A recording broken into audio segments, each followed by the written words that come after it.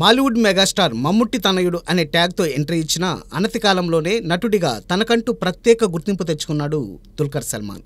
ఇటీవలే 12 ఏళ్ల కెరీర్ను పూర్తి చేసుకున్న దుల్కర్ కేవలం మలయాళ చిత్రసీమకే పరిమితం కాకుండా తమిళ్, తెలుగు, హిందీ భాషల్లోనూ సినిమాలు చేస్తున్నాడు.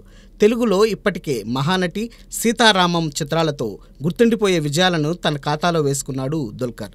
ఈ క్రమంలోనే లక్కీ భాస్కర్తో తెలుగునాట హ్యాట్రిక్ కొట్టేందుకు సిద్ధమవుతున్నాడు.